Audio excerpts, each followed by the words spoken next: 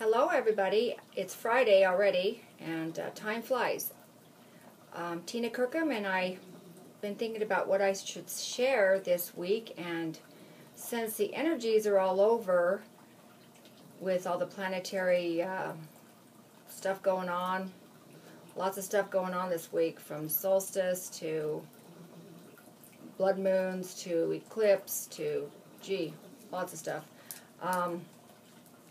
And I truly believe that what happens above us happens here on Earth.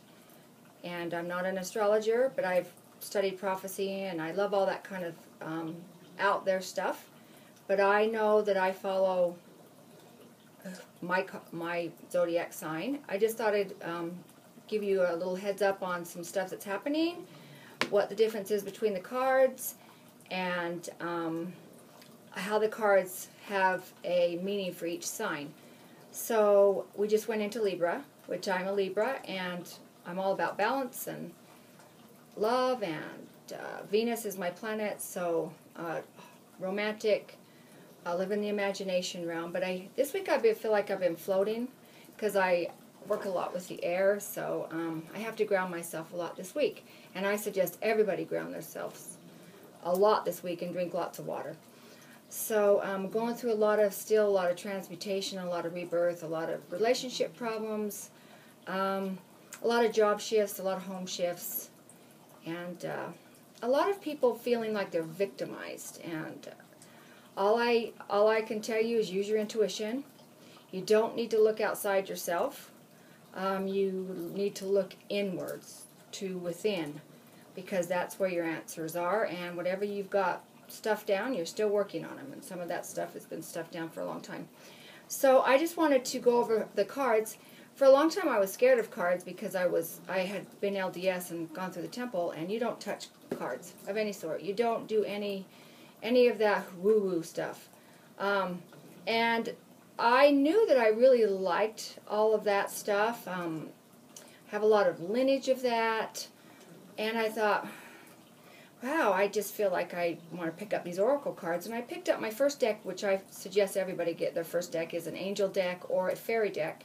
And they're really light and can give you some light, whimsical readings. Here's a good one, Nature's Whispers, really fun. I love her art. Start with a deck like that. And oracle cards just give you a nice reading specifically for yourself. I use them sometimes in my reads. But I have specific decks that I like to use. And you can get answers from your cards. I mean, I always call in love and light, source, God, whatever you want to call. You don't even have to have anybody, just energy. And I always do that every night. I journal with my cards, and I know that I've learned a lot from them. I love them now. And then you kind of graduate up from the fun little cards to the whimsy, and then you go into the more symbol cards, which is her decks. I love her decks, and they have a lot of symbolism in them. You really want to pick up symbolism and read these, and there's a lot of middle decks. This is a medical. This is a great deck to have if you're a goddess. I like this one a lot. The dove represents God or source in reads.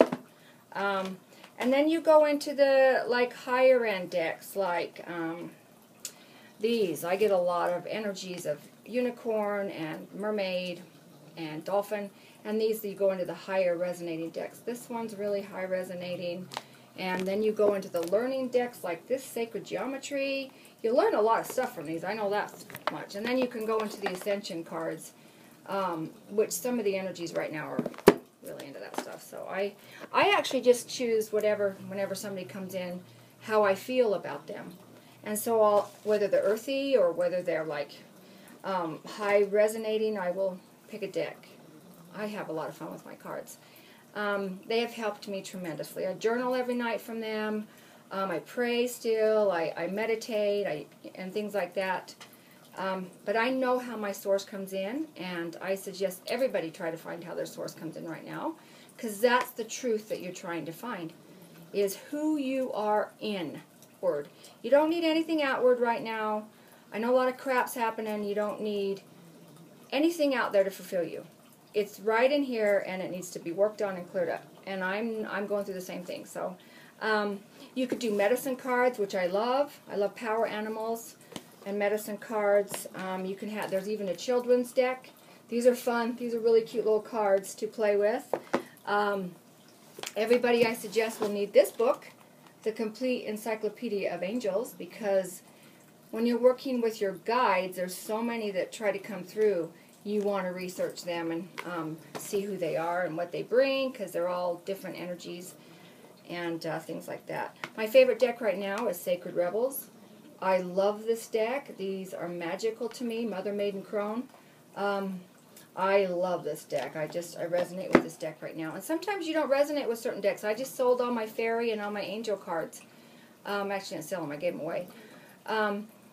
Because I just didn't have a need for them anymore. I love different decks. And I always have to hold my decks normally to resonate with them. I've ordered some off Amazon, and then they've gotten here and they're not for me right now. They might be for me later, but not right now. So let me go over and tell you what your signs are. You do need to know your air signs. What's your inside? Libra, inside. Your outside is your rising. So it's a balancer. So my rising is Capricorn. And that really shocked me, because as a child, Capricorn's tarot card is the devil. And that is what scared me. As a child, in religion, and for a long time, until I really learned that that is just something that is, we create it all. So I really love the tarot deck. It goes from the Fool, our start of our journey. She's leaping off a cliff. And then we graduate with the World. And then your rebirth, which a lot of people are doing right now, or you're on a new journey, Crone, whatever.